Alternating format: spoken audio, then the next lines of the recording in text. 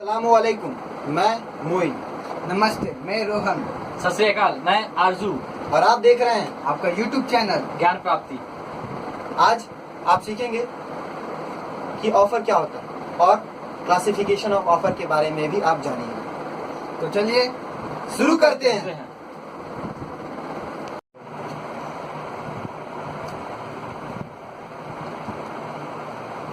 जैसा कि मैंने कहा, ऑफर्स के बारे में जानते हैं तो पहले उनके डेफिनेशंस को ध्यान में देखते हैं। तो डेफिनेशन हमारे जो इंडियन कॉन्ट्रैक्ट एक्ट है वो उनमें जो सेक्शन 2 है, तो सब सेक्शन ए, वो इसके डेफिनेशन के द्वारा लिखा गया है कि क्या लिखा है। तो इसमें जो कुछ है ना technical words,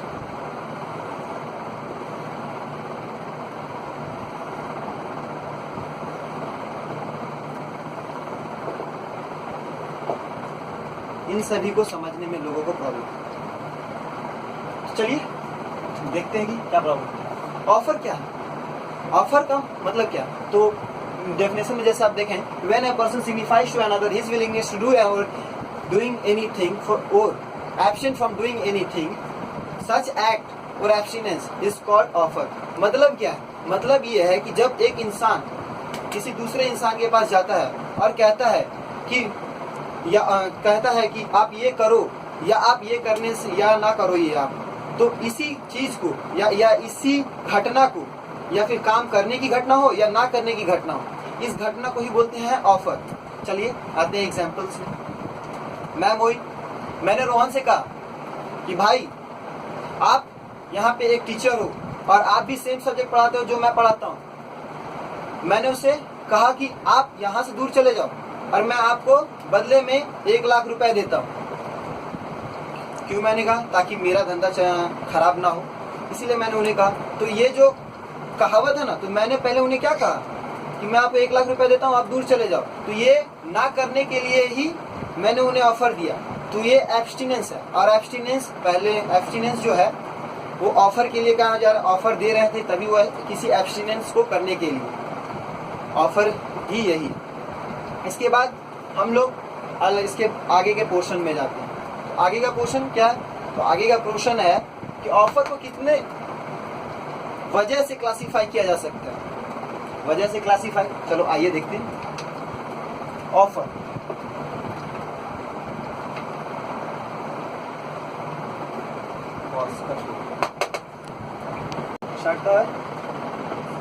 offer classification of offer.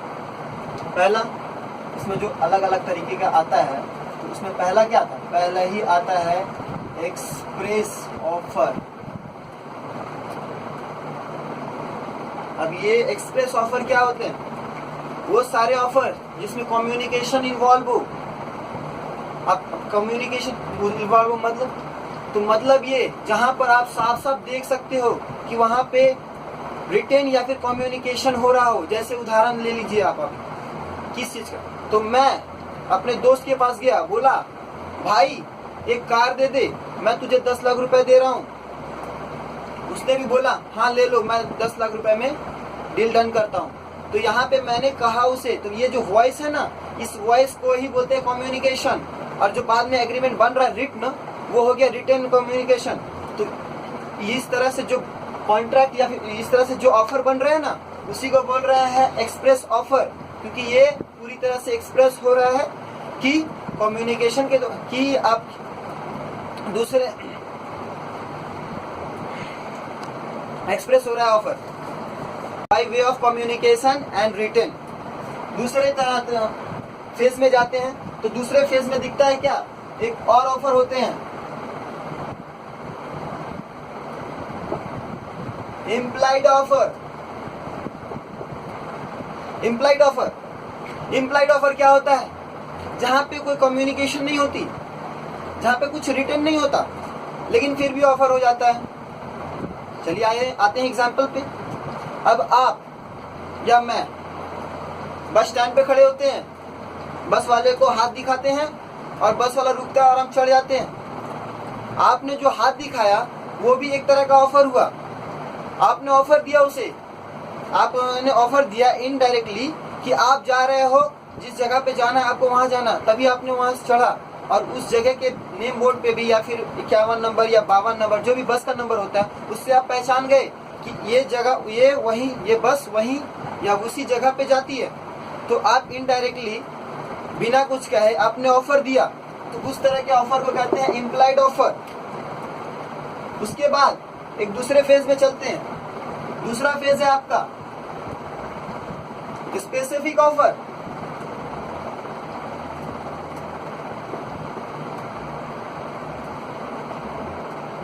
Specific offer, अब ये स्पेसिफिक ऑफर क्या होता है दोस्तों? कोई खास नहीं। स्पेसिफिक ऑफर वो होते हैं जो किसी पर्टिकुलर इंसान के लिए दो, पर्टिकुलर इंसान या फिर किसी पर्टिकुलर समूह, इंसानों का समूह, इसको देते हैं। जैसे मान लो अब मैं किसी एसोसिएशन ऑफ मेंबर को एसोसिएशन या फिर किसी एसोसिएशन के मेंबर, इन दोनों में से किसी एक को जाकर बोलता हूँ कि आप लोग सफाई का काम करवा दो, मैं आपको 10,000 रुपए दूंगा। तो यहाँ पे किसी मेंबर को अगर बोले आप, तो मेंबर को दिया जा रहा है, तो वो स्पेसिफिक मेंबर हुआ। और या फिर एसोसिएशन को बोल रहे हैं तो वो स्पेसिफिक एसोसिएशन हुआ। लेकिन यहाँ पे अगर मान लीजिए आप वो स्पेसिफिक मेंबर या एसोसिएशन को बोले, तो ये काम दूसरा नहीं कर सकता। मान लीजिए आप दूसरा एसोसिएशन किसी दूसरे को हैंड ओवर कर दिया और वो काम करके चला गया, तो आप सिर्फ उस पर्टिकुलर एसोसिएशन को जानते हो और उसी को पेमेंट करोगे, वो दूसरे वाले एसोसिएशन या एसोसिएशन मेंबर को नहीं। समझ में आया? ये होता है मतलब एक किसी पर्टिकुलर इंसान के लिए या पर्टिकुलर एसोसिएशन के लिए, किसी और पे के लिए नहीं होता। वो सिर्फ ऑफर उसी के लिए ही अवेलेबल होता है, कोई दूसरा उस ऑफर का इनहेंस या फिर एक्सेप्टेंस नहीं दे सकता। चलिए आइए तीसरे फेज पे, चौथे फेज पे। चौथा फेज क्या है? चौथा फेज है क्रॉस ऑफर।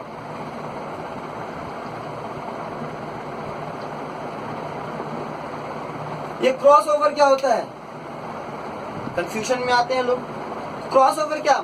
अब मान लीजिए मैं मोइन राम को एक लेटर भेजता हूं। लेटर में लिखा रहता है मुझे आपकी गाड़ी 10 लाख रुपए में चाहिए। तो मैं कहा कि राम को मैंने एक लेटर लिखा, 10 लाख रुपए में मैंने उसकी कार खरीदने की बात कही उसमें, और उसी वक्त बिना मेरा लेटर पहुंचे हुए उधर से राम भी मुझे सेंड कर रहा है एक लेटर है जिसमें लिखा हुआ है 10 लाख रुपए में मैं अपना कार तुम्हें बेचना चाहता हूं, और मैं भी उस ऑफर से अनजान हूं, और वो ऑफर वो भी रास्ते में है, वो लेटर वाला ऑफर भी रास्ते में है, और मैं भी अनजान इस ऑफर से और वो भी अनजान। तो इस ऑफर को ही बोलते हैं क्रॉस ऑफर। इस ऑफर में पूरा का पूरा इग्नोरेंस रहता है दोनों ही पक्षों के बीच में। दोनों पक्षों में कौन? मोइन एंड राम। ना मैं जानता हूं कि वो मुझे ऑफर कर रहा है, ना वो जानता है कि वो राम मोइन को ऑफर कर रहा है। लेकिन यहाँ पर टर्म्स एंड कंडीशन सेम होने चाहिए। जैसे मैंने उदाहरण दिया था कि 10 लाख रुपए, या मैं डायरेक्ट यहाँ पे 10 लाख रुपए लिख देता हूँ, 10 लाख रुपए की मैंने बात कही थी गाड़ी की, और वो भी वहां पे 10 लाख ही कह रहा था। मतलब टर्म्स एंड कंडीशन जो था वो सेम था, इसीलिए उसे क्रॉस ऑफर कहा गया था। और वहां पे कोई भी जानने वाली चीजें नहीं थी। इसके बाद आते हैं स्पेसिफिक ऑफर, के बाद क्रॉस ऑफर आते हैं, उसके बाद जनरल ऑफर। जनरल ऑफर, अब ये जनरल ऑफर क्या होता है? जनरल ऑफर क्या होता है? जनरल ऑफर जनरल ही होता है। उदाहरण ये कि मान लीजिए एक कंपनी एक दवाई बनाती है जिससे इन्फ्लुएंजा नहीं होती है, और वो पब्लिकली बोलता है एडवर्टीजमेंट के द्वारा कि अगर ये दवाई किसी ने खाई तो उसे इन्फ्लुएंजा नहीं होगा। कंपनी ने ऐसा कहा, और अगर कोई पब्लिक इस्तेमाल करता है उस दवाई को और फिर भी उसे इन्फ्लुएंजा होती है, तो वो उस पर क्लेम कर सकता है क्योंकि ये जो ऑफर है वो जनरल हो गया। जनरल किस तरह हुआ? क्योंकि वो जो कंपनी है वो सभी को, किसी इंडिविजुअली नहीं, किसी के द्वारा नहीं, किसी के साथ नहीं, किसी को लेकर नहीं किया गया कॉन्ट्रैक्ट नहीं है ये सब। ये उसने ऑफर, उसने कहा कि कोई भी जो भी इन्फ्लुएंजा 1 की दवाई खरीदेगा उसे इन्फ्लुएंजा नहीं होगी। अगर फिर भी होता है तो वो उस पर क्लेम कर सकती है, कह सकता है। तो इस तरह के ऑफर्स को बोलते हैं जनरल ऑफर। इसके बाद के ऑफर्स, इसके बाद का जो ऑफर आता है वो है काउंटर ऑफर।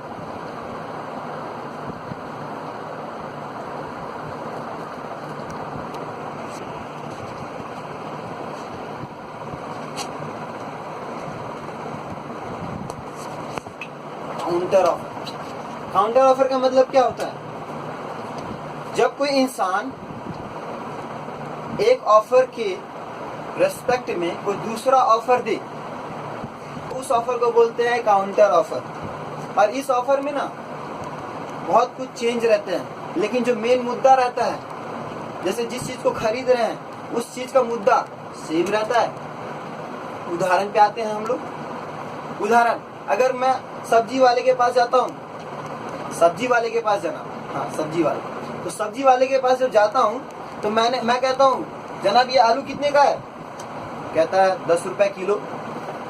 मैं उसे कहता हूँ मैं एक बोरा खरीदूंगा, मुझे 8 रुपए किलो चाहिए, मुझे 8 रुपए किलो चाहिए। तो सामने वाले ने ऑफर किया था कितना? 10 रुपए किलो। मैंने ऑफर किया 8 रुपए किलो।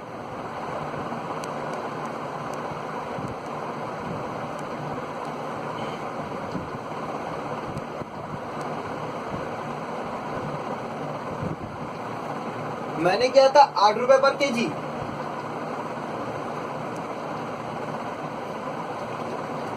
मैंने किया था 8 रुपए पर केजी। तो ये जो मैं ऑफर किया ना, ये इसी ऑफर को बोलते हैं काउंटर ऑफर। इसमें पहले ऑफर का रिजेक्शन होता है और दूसरे ऑफर की फॉर्मेशन होती है। पहला ऑफर ऑब्वियसली कॉन्ट्रैक्ट नहीं बन सकता, तो लेकिन दूसरा जो काउंटर ऑफर हुआ वो एक्सेप्ट होकर कॉन्ट्रैक्ट में बदल सकता है। इसके बाद लास्ट ऑफर है स्टैंडिंग ओपन, और इसे ही कहते हैं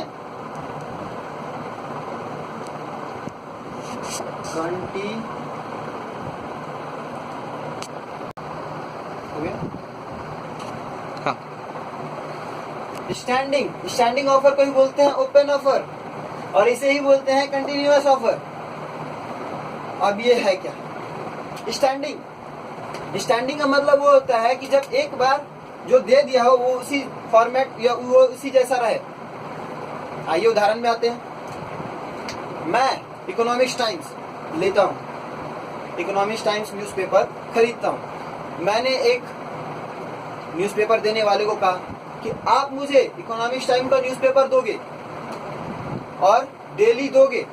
तो ये जो डेली मैं मांग रहा हूँ उससे, अब मैं उससे जाकर के डेली ये नहीं बोलूंगा कि आप मुझे इकोनॉमिक्स टाइम्स का न्यूज़पेपर मुझे घर पर पहुंचा दो। डेली मैं नहीं बोलूंगा, वो मुझे डेली का डेली लाकर पहुंचा देगा और मैं पढ़ूंगा उसी से। तो इस तरह के ऑफर ही आते हैं स्टैंडिंग ऑफर्स के अंतर्गत। इसे और इसके जो बार लगातार काम हो रहा है, तो इस काम की वजह से ही इसे कंटिन्यूअस ऑफर भी बोलते हैं। और ओपन ये इस वजह से हुई क्योंकि ये हमेशा के लिए ओपन रहता है, तब तक जब तक कि इसे बंद ना कराया जाए या फिर बोल दिया ना जाए कि बस अब मुझे नहीं चाहिए, यानी काम खत्म ना हो जाए, डिस्चार्ज ना हो जाए। ये रहे थे आपके क्लासिफिकेशन ऑफ कॉन्ट्रैक्ट्स। कितने तरीके से आप क्लासिफाई कर सकते हो। स्टार्ट। दोस्तों, अगर आपको वीडियो पसंद आया तो लाइक करें। If you have any query and suggestion, please comment us on comment box. But don't forget to subscribe and share. Thanks for giving us your valuable time. For giving us your valuable time.